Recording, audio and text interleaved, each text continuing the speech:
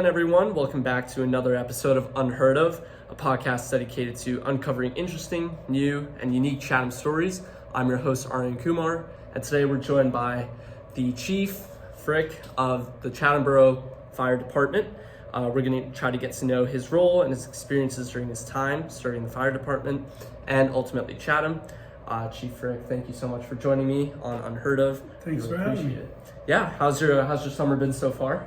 Pretty good. Surviving this heat wave? Yes, sir. All right, love to hear it. So let's kind of take a trip back to your childhood. We've discussed this before, but just to give the viewers some background info, could you describe your childhood? Like, where'd you grow up? Sure. Have you always been a Chatham resident? I grew up in Summit, next town over. Lived on a street that had many children on it. Had over 100 kids on our street alone on Shady Side Avenue. And I grew up next door to a fireman from Summit. He was a paid fireman from Summit. And then there was another one down the street, Tom Murray.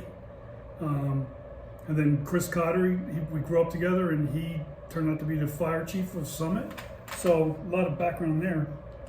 Couple cops. Sorry to interrupt you.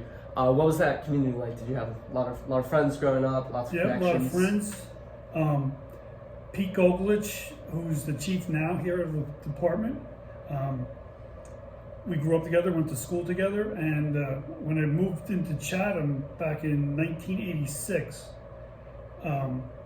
Pete would ask me to join the department, and I wasn't ready at the time, so I kept putting him off, and then I decided to join later on after my children had gotten older. So I joined in March of 2000. Wow. So that's obviously one source of inspiration. One of your friends who's been asking you to join, like you just said, you joined as your kids got older. Off the cameras, we've also discussed your other careers, especially with PSE&G. Mm-hmm. Can you describe how you kind of translated your experience from there over to current fire chief? You know, I've always had a passion to want to help people and to keep the community safe. Right. And also working for PSE&G in the gas department, I felt it would be a good fit to help out with the fire department, which it did over the years. Whenever we go on a gas leak call or a CO call, they're always looking for the gas man, and that was me. Very nice. And you mentioned this willingness to want to help others and trying to improve the community. Where did that mission, where did that goal come from? I've always volunteered for something. Back in 1983, I helped my good friend of mine, Dave Goldblatt, start the Chatham Youth Wrestling Program. So we had over 100 kids sign up that year, and we didn't even have a wrestling mat. We had like 4x8 wrestling mats, and so it was a challenge. And I helped Dave out for quite some time doing that. So I just like volunteering for things, not looking for anything in return to help out. I think we're going to discuss that a little more as we go on. But for those who don't really know much about the fire department or the role that they serve in the community, could you explain a little bit about your position, particularly what your role kind of encompasses? As being the past chief, I'm a past chief. Past chief, yep.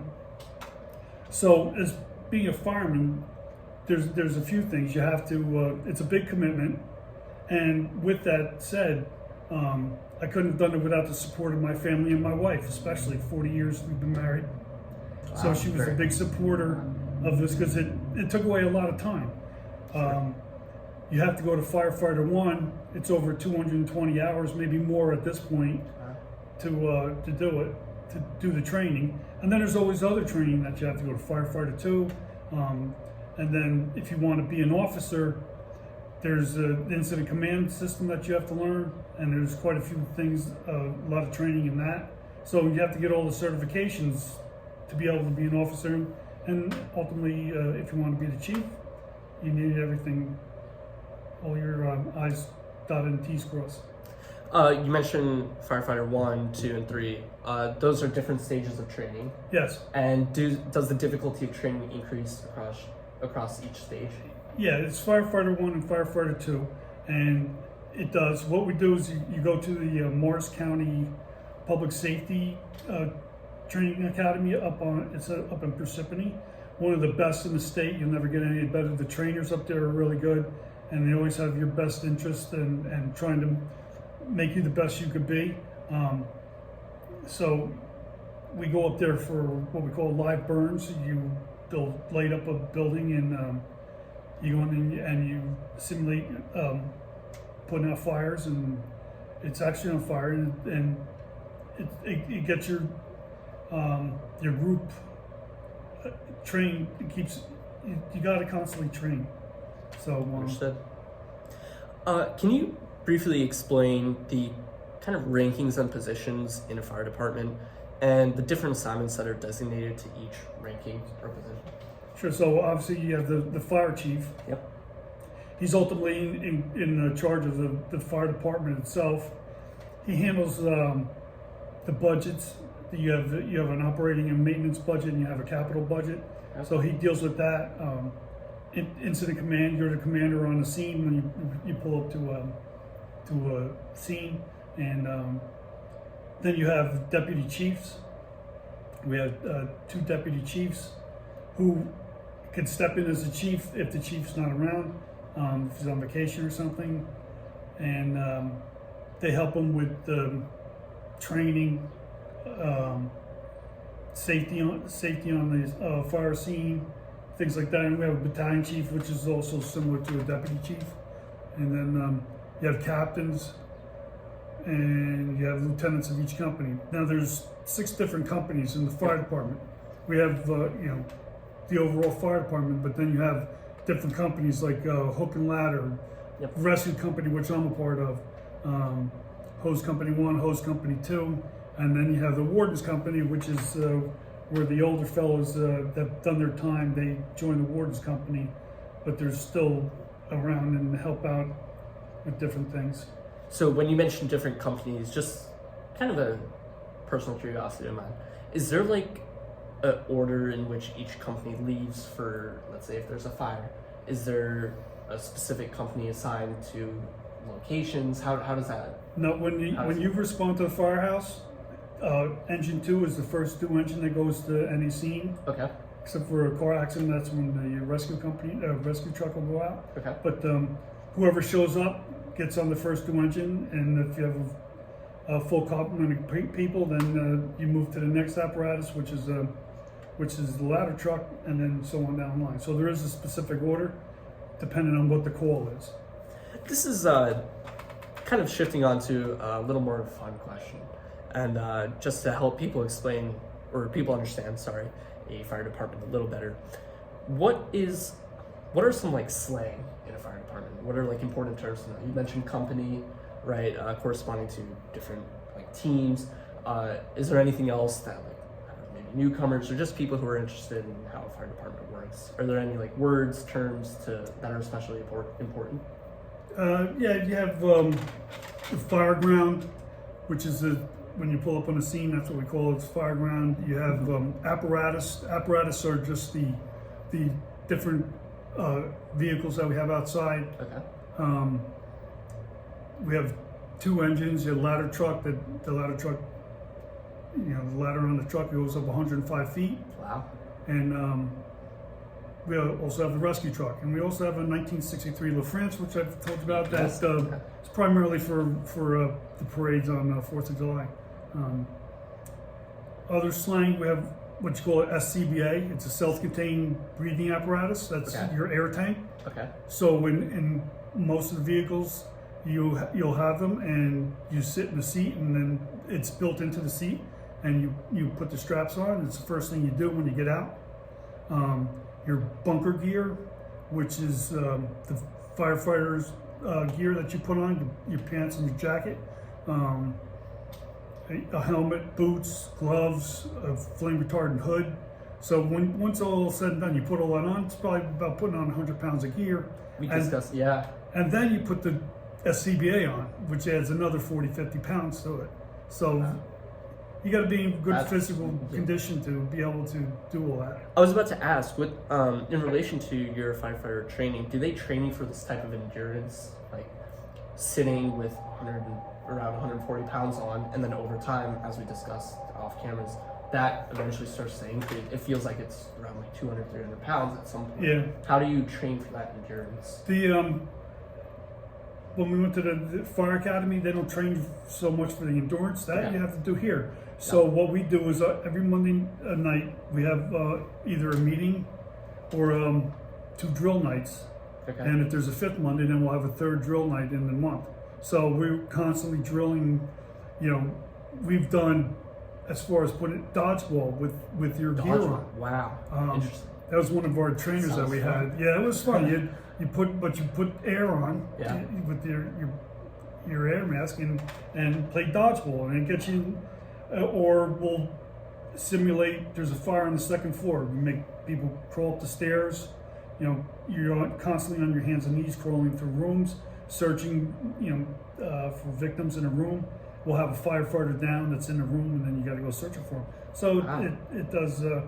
We did have a personal trainer that came to the firehouse for a while, but she's no longer with us. She moved on, but she was tough.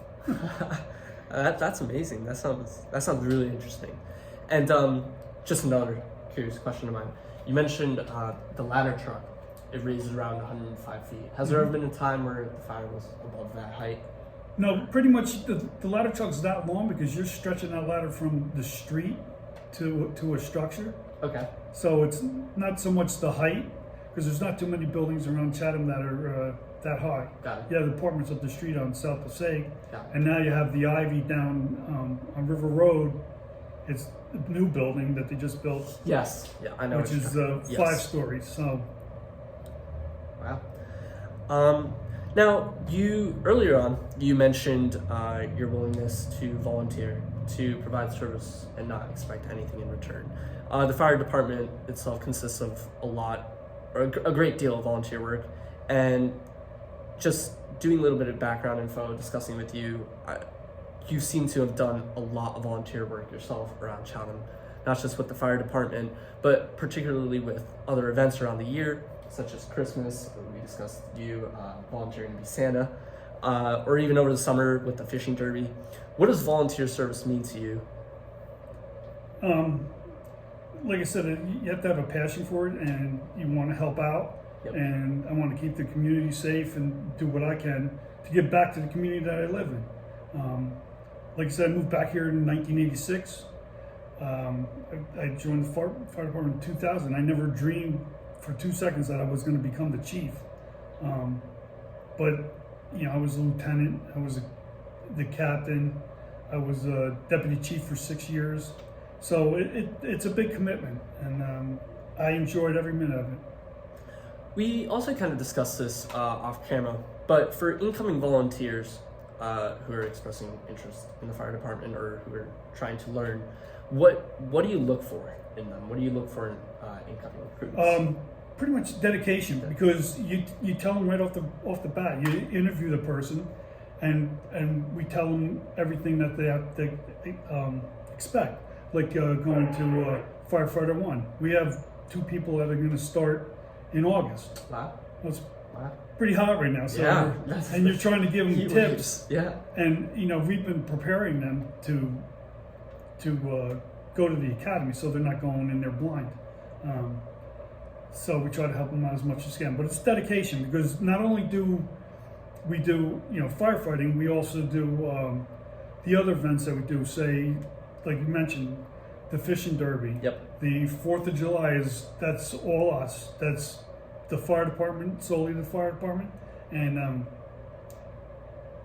also, like you said, Santa. The North Pole Express comes on Christmas Eve every year. Very nice.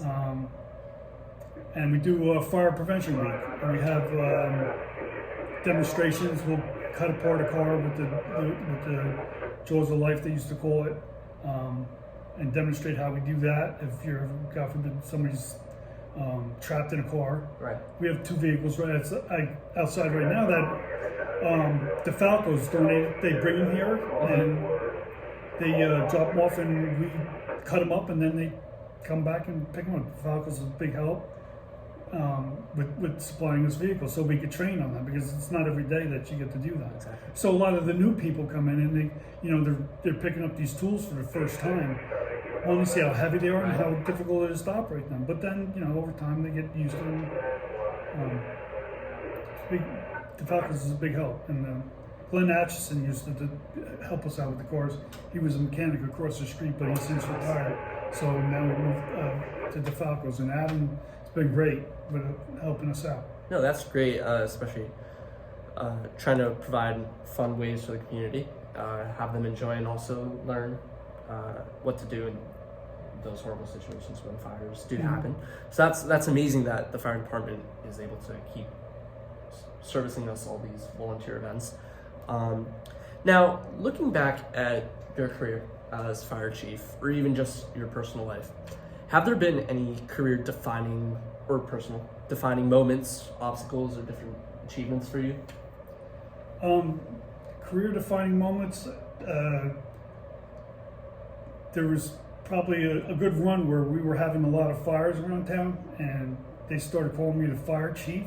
Wow, okay. Because we were having a lot of fires. Were you chief at the time? Or? Yes. Oh, okay. So we had Chatham Sandwich Shop fire, which was, my guys did a great job knocking that down, because those buildings are all connected. Yeah. And it could have been a lot worse, and they did a fabulous job knocking the fire down. And so there was a lot of smoke and water damage, unfortunately, to the stores on either side. But that you envision that whole block going up because everything's so connected. Yeah.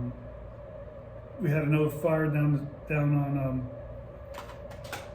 There was a firefighter, Tut Weichert, that used to be here. He's since passed, but he owned Chatham, Maine. Now we went to a place. One of his garages going on fire. 2 trucks, another truck with the stuff that was in the back going on fire. So now you're fighting multiple vehicle fires plus the garage that was burning. So that was tough. Plus it's one of your own. Exactly. And so that was another career-defining moment. And a lot of off-camera discussion here, but just to give the viewers some more information, context. We discussed COVID being a huge kind of changing point for the world and Chatham in particular. Can you explain a little more about the changes you experienced, or what it was like going into COVID, coming out of it? Sure. So when COVID hit, a lot of changes had to come to the firehouse, because you still had to respond to calls. We still had 350 calls each year, and so there was protocols that you had to follow. Everybody obviously had to wear a mask, depending on what the call is. And when you came back from a call, everything had to be wiped down with the wipes to ensure the safety of everyone in the firehouse. Nobody could hang out at the firehouse anymore. Had to stop that. What else? We had to disinfect the apparatus. So I had to buy this UV light, and you put the UV light inside the apparatus, and then you left it in there for 10 minutes and turned it on and walked away. And then when you came back, it was done. You didn't have to do that all the time, but and then when you went to someone's house, I usually was the first one on scene, so you had to go up to them and ask them, is anybody sick inside? Do they have COVID? A whole bunch of questions before we even step foot. And then when I would send somebody in, I only sent one person in. Whereas we would usually send 3 or 4. Now the rest of us are just standing outside, and then one person would go into the house to see what was the situation was. And that could be dangerous too. Yeah, because but you can only send one in. So that's what we did. We followed the rules to the T, and kept everybody safe. And then when somebody did come down with COVID, you're like, oh no. Uh-oh. Who were you hanging around with? Were you near anybody else? And did you go to any calls? And just escalated from there. And but we dealt with the Board of Health. We had monthly meetings with the Board of Health, with the mayor, and with Steve Williams, administrator. Yep. So keep up on how COVID was running through Chatham, and Yep. I remember getting Amber Alerts on my phone for COVID. Normally I get them for unfortunate like kidnappings and things of that nature, but I remember getting, I was really confused that day. I just got an Amber Alert and said one of the people in my contacts had COVID and that I should like take precautions. I was super confused, but I guess that kind of explains the rapid spreading of it, and like you said, the concern for people you're hanging around with, making sure you don't want to get it. Coming out of COVID, what was that like for you? Did it feel like returning back to normal? Were there still different precautions that were set in stone from COVID? When towards the end of COVID, I mean, we started getting back to normal. You know, people started realizing that we were getting back to normal. So we started responding to calls like we used to, and then little by little we got back to normal, like you said. And but it wasn't tough to switch back. Got it. And you mentioned going into COVID, you still had a good amount or a good number of calls to answer to. You said something around 300, 350? 350, yeah. 350.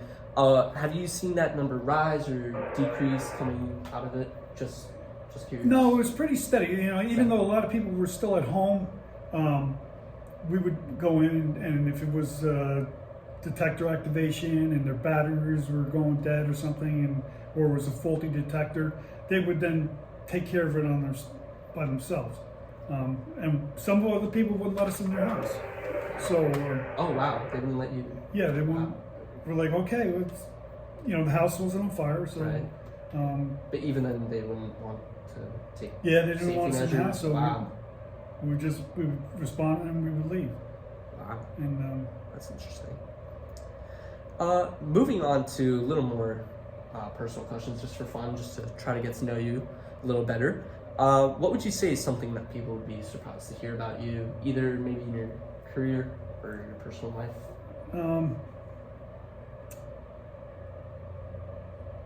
Something unique about yourself, something interesting. Well, I don't know. I have a hobby, and I make pens. Wow! So I made this one. That is very nice. And what does that process look like, making pens? I'm sorry? Do you just make the outside of the pen? I make this, and the pen comes as a kit. Okay. And I sell them at the Purple Aardvark. Okay. So is that in Chatham? Yes, it's on Main Street in Chatham. It's a lot of starving artists like myself that are selling items like that. That's really interesting. And I made you one. So. Oh wow! Thank you so much. This is really nice. I appreciate that. That's really making pens. Wow. So. Where did that hobby come from? Where did that start? It was funny because I had my knees replaced. Okay. Probably 7 years ago now, and my therapist said her son was making pens. I'm like, he's doing what? She goes, yeah, he's making pens. So I said, and he's teaching the kids at school how to make pens. I said, wow. I had a lathe. I said, I could do this. Yeah. So you watch YouTube and you can learn anything. So I learned it on YouTube, and that's what I did. That's really nice. I've seen like especially like souvenir shops and when traveling, I see really nice pens. That's really interesting, making pens. Yeah. Does it require a lot of time on your part? Yeah, my neighbor was making fun of me. She goes, this whole time I thought you were in the garage making cabinets for your wife, and here you are making pens.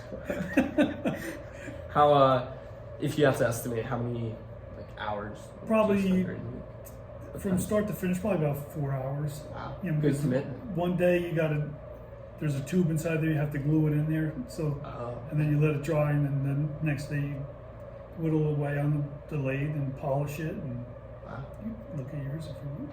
Sure, I'd love to. So. Wow, that's really nice. It's very good to hold. It's a twist pen. Oh, nice. So, point being is support the small businesses in Chatham. Yes. So, yes. I'm not looking for everybody to go run out and buy my pen, but there are good businesses around town that need support, and they support the fire department. They do. So, a lot of good restaurants, and everybody helps support us. There's a couple other things that we do. Just so you know, we do the Lewis R. Sheets golf outing.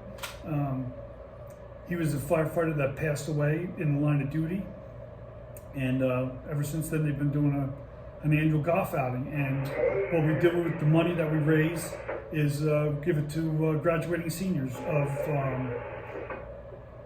first responders kids, and so they got to apply for Very nice.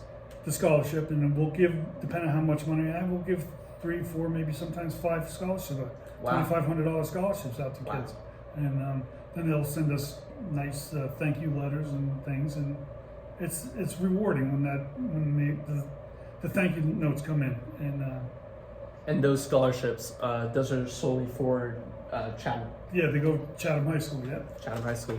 So graduating seniors just can apply. How many applicants do you see for that? Do you know?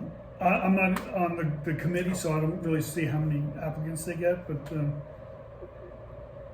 I'd say at least there. 5 or 6. Yeah, That's very nice. Here's another question for you. What is the best advice you've received? Maybe it's something that you've been able to apply in your career. Again, maybe your personal life, both.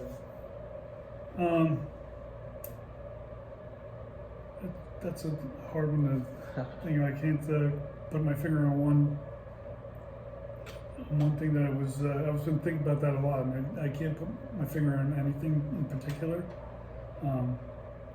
Any advice you'd give to maybe any advice you've given to your kids that you think was really? Yeah, if you have the time and you can commit and volunteer for something, Okay. whether it be the fire department or the EMS. Yep. We have the best EMS squad Yes. in the state of New Jersey, maybe even more than that, and they're great. They support us, we support them, and you can't ask for a better EMS squad. And so that's what I would say. If you can commit to the time, then do it. Just to wrap it up with this one last question, this is a little bit of an interesting one. Is there anything that I could have asked you or considered, but maybe I missed out on or didn't think of? And what would your answer No, be? you pretty much covered it. There's one thing that means a lot to me is my son-in-law passed early on in COVID. My daughter just had a baby. He was 2 months old when my son-in-law passed. It was unfortunate, but we were able to donate his organs, and so a lot of people benefited from his passing. And we do the sharing network. We do the walk every year. We just did it a couple weekends ago, a 5K walk to raise money for the cause. So that means a lot to me, doing that, and